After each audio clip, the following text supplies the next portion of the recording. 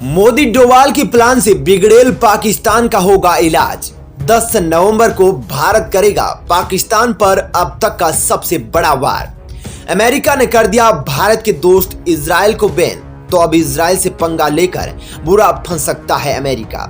नमस्कार, प्लेनेट 4 पर आपका स्वागत है। तो दोस्तों, इन खबरों के बारे में विस्तार से हम आपको बताएंगे, तो वीडियो को अंत तक देखते रहिएगा। दरअसल दोस्तों, एक बड़ी खबर आ रही है जिसके मुताबिक अब इजराइल पर अमेरिका ने अपना चाबुक चलाया है। हालांकि इजराइल और अमेरिका के बीच में काफी ज्यादा दोस्ती है, लेकिन अमेरिका ने आखिर इजराइल पर यह कदम क्यों उठाया, क्यों इजराइल पर बैन लगा, इसके बारे में जानते हैं। हालांकि अमेरिका के द्वारा जिन इजरायली कंपनियों पर बैन लगा है, उसकी वजह से भारत में काफी ज्यादा तनाव पिछले दिनों देखा गया था और हाल ही में भी सुप्रीम कोर्ट इस मामले को लेकर जांच कर रहा है। तो आप समझ गए होंगे कि आखिर ये क्या चीज है जिसकी वजह से इजराइल और अमेरिका में पंगा हो गया है। इजराइल अमेरिका के लिए बड़े काम की चीज है। जहां इजराइल अमेरिका से भारी मात्रा में हथियारों का आयात करता है, तो वहीं ईरान को काउंटर करने के लिए अमेरिका को इजराइल की सख्त जरूरत है। ऐसे में इजराइल पर उठाया गया हर एक कदम अमेरिका के लिए नुकसानदायक साबित हो सकता है। खैर, मामला कुछ यूं है कि अमेरिका ने बुधवार को Israeli software company NSO group और कैंडीरू को ब्लैक लिस्ट कर दिया है।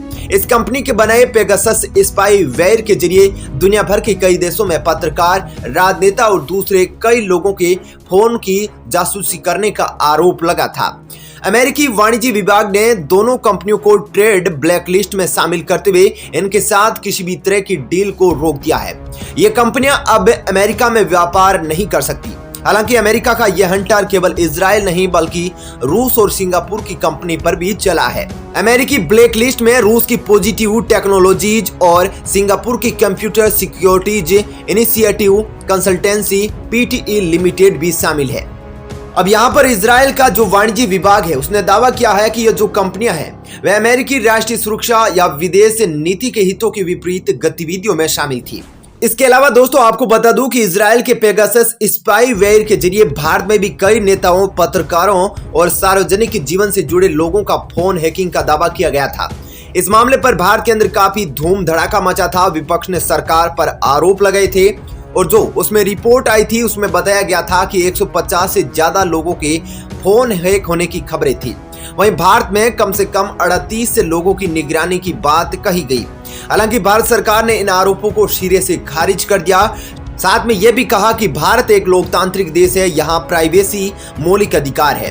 दोस्तों, जानकारी के लिए बता दूं कि यह पेगासस है, उसको इजराइल की इस NSO कंपनी ने सही यूज के लिए बनाया था। लेकिन आपको पता है कि गलत हाथों में जाने से एक अच्छी चीज भी बर्बाद हो जाती है।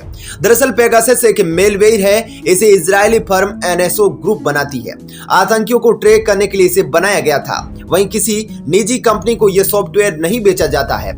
यह कंपनी इसकी सप्लाई सिर्फ सरकारों को करती है। यही वजह है कि सरकार इस मामले में सीधे विपक्ष के घेरे में है। यह स्पाईवेयर एंड्रॉइड और आईफोन को हैक कर लेता है। इसकी मदद से हैकर्स को स्मार्टफोन का पूरा एक्सेस मिल जाता है। खैर, भारत के अंदर जब यह मामला उठा था, तब भारत के अंदर इजराइल के राजदूत ने कहा था कि यह आंतरिक मामला है और इसमें इजराइल हस्तक्षेप नहीं करेगा। फिर भी अब जिस प्रकार से अमेरिका ने इसे कंपनी को बैन किया है, उस पर इजराइल क्या एक्शन लेता है, यह देखने वाली बात होगी। आपका क्या कहना है? क्या वाकई में इस प्रकार के मेलवेयर को बंद करना चाहिए या फिर इसको सही यूज के लिए काम लेना चाहिए? वहीं दोस्तों, हमारे देश में भी कुछ ऐसा ही कदम उठाया जाना चाहिए या फिर इसकी सही उपयोग के लिए आतंकियों को ठोकने के लिए इसका मदद लेना चाहिए? इस पर अपना विचार जरूर बताइएगा। वहीं दोस्तों, अब जो बड़ी खबर है वो यह है कि अब 10 नवंबर को पाकिस्तान की करतूतों का, अफगानिस्तान के अंदर पाकिस्तान की हरकतों का भारत ताबीज करेगा। बाकायदा इसके लिए मोदी और भारत के NSA अजीत डोवाल ने प्लान भी तैयार कर लिया है और 10 नवंबर को इस मास्टर स्ट्रोक को पाकिस्तान और तालिबान पर खेला जाएगा, जिसमें यह पूरी की पूरी संभावना जताई जा रही है कि पाकिस्तान की करतूतों पर भारत अपना हथौड़ा चलाएगा। बिगड़ेल पाकिस्तान को अब भारत ठीक करने की कसम खा चुका है और इसी संकल्प के साथ भारत लगातार अपनी तैयारी को मजबूती के साथ आगे बढ़ा रहा है। खैर, जिस प्रकार की खबर है वह सच में पाकिस्तान को परेशान करने वाली है। इसलिए 10 नवंबर पाकिस्तान के लिए काले अक्षरों में लिखा जाएगा, क्योंकि यह वह दिन है जब भारत पाकिस्तान पर बड़ा वार करेगा। न केवल पाकिस्तान बल्कि तालिबान को भी भारत काउंटर करेगा। अब कैसे करेगा और इसके लिए भारत क्या तैयारी कर रहा है, यह सब कुछ आपको इस वीडियो में बताएंगे, तो थोड़ा धैर्य रखकर वीडियो को अंत तक जरूर देखें। दोस्तों, अफगानिस्तान पर तालिबान को कब्जा जमाए आपको पता है कि 2.5 महीने से ज्यादा गुजर चुके हैं। इसके बावजूद अब तक न तो किसी देश ने उसे मान्यता दी है और न ही वहां खून खराबा कम हुआ है। अब भारत ने चुप्पी तोड़ते हुए अफगानिस्तान पर बड़ी पहल करने का फैसला कर लिया है, क्योंकि अभी आर या पार इस काम को तो करना ही पड़ेगा और इसके लिए किसी को तो आगे आना ही पड़ेगा। और जैसा कि भारत सदियों से लीडरशिप के लिए जाना जाता है, वह अब भारत ने दिखा दिया है। सूत्रों के अनुसार भारत पहली बार अफगानिस्तान मुद्दे पर अंतर्राष्ट्रीय सम्मेलन करने जा रहा है। एनएसए लेवल के इस सम्मेलन में केवल अफगानिस्तान से सटे हुए देश नहीं बल्कि उसके आसपास के एशियाई देशों को भी आमंत्रित किया गया है। इस सम्मेलन की अध्यक्षता भारत के राष्ट्रीय सुरक्षा सलाहकार एनएसए अजीत डोभाल करेंगे। बता दूं कि सम्मेलन 10 नवंबर को नई दिल्ली में आयोजित किया जाएगा। खबरों के मुताबिक रूस, ईरान, मध्य पूर्व और सेंट्रल एशिया के तमाम देशों ने इस सम्मेलन में भाग लेने की पुष्टि कर दी है। अफगानिस्तान नीति पर इसे भारत की बड़ी सफलता माना जा रहा है। हालांकि भारत से हमेशा खार खाए रखने वाले पाकिस्तान ने इस सम्मेलन में शामिल होने से साफ इनकार कर दिया है, लेकिन उसके रिस्पॉन्स को राजनयिक हल्के में भारत कोई खास महत्व नहीं दे रहा है, क्योंकि पाकिस्तान का इस मीटिंग में आना या नहीं आना उस पर निर्भर है। पाकिस्तान के साथ साथ चीन भी अकड़ दिखा रहा है और उस पर भी अभी तक संशय ही बना हुआ है कि वह इस मीटिंग में आएगा या नहीं आएगा। माना जा रहा है कि सम्मेलन के जरिए भारत दुनिया के तमाम देशों को अफगानिस्तान के मुद्दे पर एकजुट कर सकता है।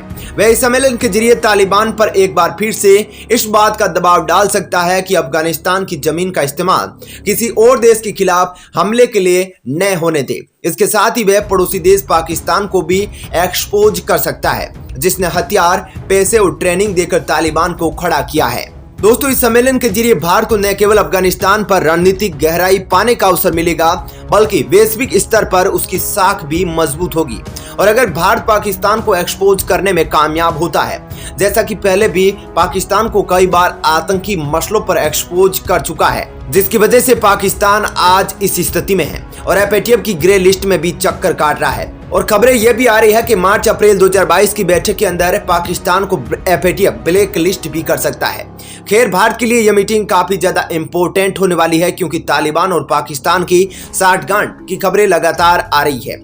आपका इस बैठक पर क्या कहना है, कमेंट सेक्शन में जरूर बताएं। और जो पाकिस्तान इस बैठक में नहीं आने और भारत को अफगानिस्तान पर प्रासंगिकता और अफगानिस्तान के हालातों को बिगाड़ने का आरोप लगा रहा है, उस पर भी अपना कमेंट करके विचार जरूर बताएगा। साथ ही दोस्तों, डिफेंस से रिलेटेड खबरों को देखते रहने के लिए चैनल को सब्सक्राइब कीजिएगा, ताकि आपको डिफेंस से रिलेटेड खबरें सबसे पहले मिल सके। धन्यवाद।